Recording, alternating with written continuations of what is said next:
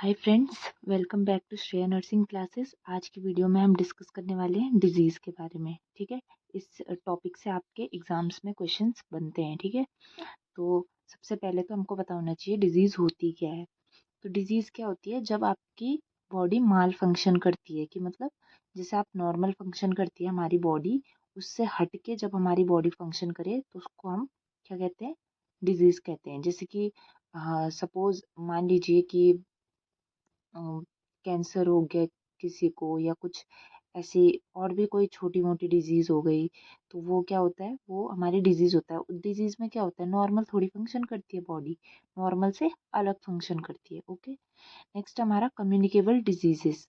तो communicable diseases होती क्या है? कम्युनिकेबल डिजीजेस वो डिजीजेस होती हैं जो एक पर्सन से दूसरे पर्सन में हमारी फैल जाती हैं।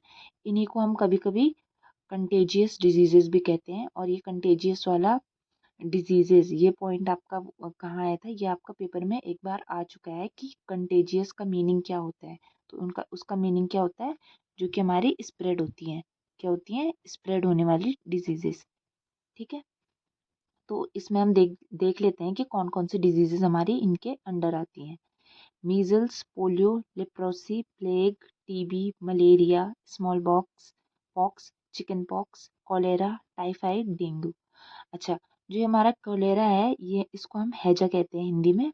ठीक है, और ये कॉलेरा किससे होता है? ये हमारा कंटेमिनेटेड वाटर वाटर वगैरह से होता है। ठीक है, small pox and chicken pox सबको पता है, ये हमारी किसकी होती है? ये हमारी स्किन से रिलेटेड डिजीज है, जिसमें हमारे रेड रेड स्पॉट्स बन जाते हैं हमारी बॉडी में। ठीक है, और क्या कहते हैं कि टीबी टीबी टीबी तो सबको ही पता है कि ट्यूबरकुलोसिस होता है टीबी।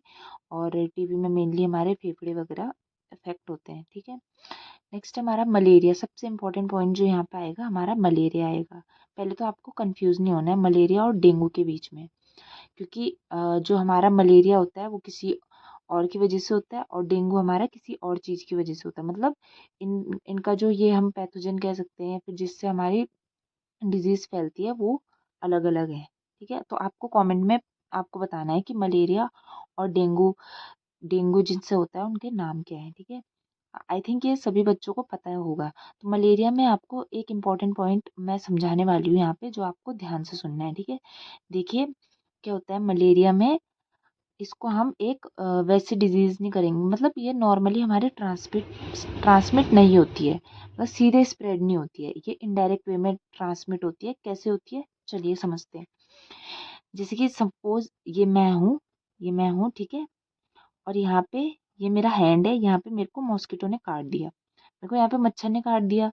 अब मैं चली गई अपने फ्रेंड्स के साथ खेलने के लिए, यहाँ से मैं गई यहाँ पे मेरे कुछ फ्रेंड्स हैं, दो तीन, इनके साथ में चली गई। ठीक है, मैं यहाँ से ये आ गई मैं। ओके, ये आ गई मैं यहाँ, इसको मैंने यहाँ पे गोला बना रखा है ताकि आपको समझ आ जाए कि ये मैं हूँ। ठीक है, मेरे को यहाँ पे मच्छर ने काटा है, मैं आ गई हूँ अपने फ्रेंड्स के साथ। अब आप ही बताइए, क्या ऐसा होगा कि मेरे जो दोस्त हैं इनमें फैल जाएगा मलेरिया, इनको भी मलेरिया हो जाएगा? नहीं ना, ऐसा नहीं होगा ना कि मेरे को मलेरिया है तो मेरे दोस्तों को भी हो जाएगा, नहीं होगा।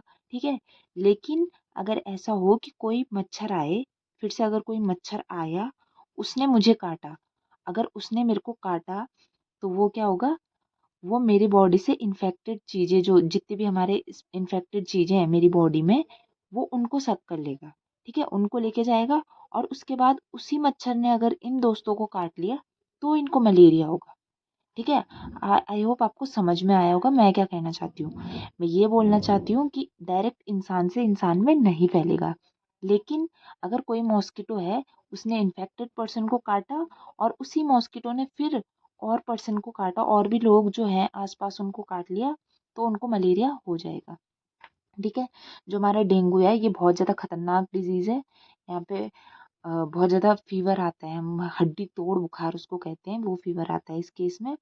और इसकी जो हमारी मलेरिया किससे होता है, हमारा फीमेल एनेफ्लीज से होता है। ठीक है, लेकिन डेंगू हमारा किसी और चीज़ से होता है, ये आपको बताना है।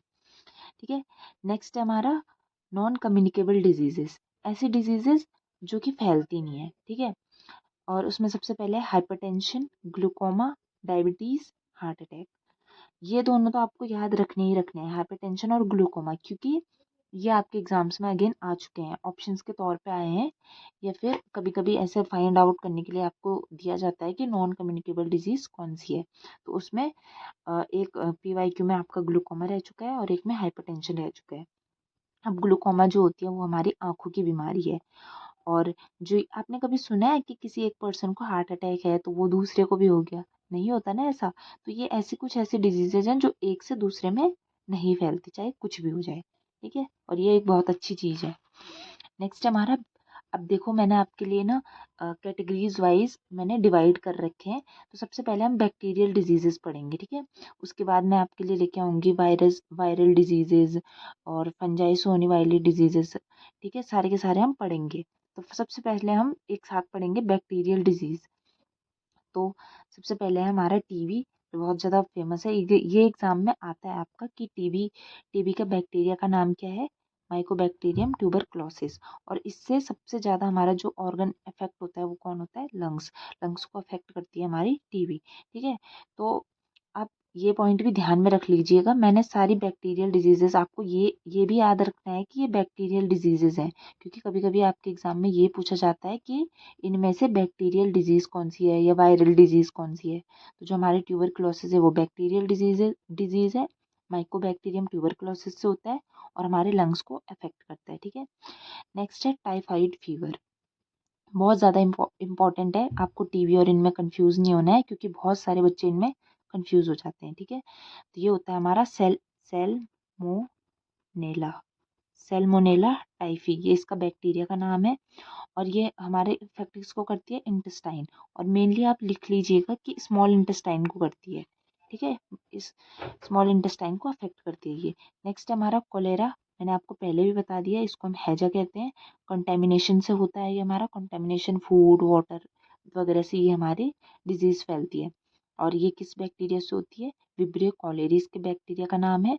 और ये अगेन हमारी किसको अफेक्ट करती है? कौन से ऑर्गन को करती है? Alimentary canal. और एलिमेंट्री कैनाल में भी आप लिख सकते हैं यहाँ पे भी स्मॉल इंटेस्टाइन मेनली।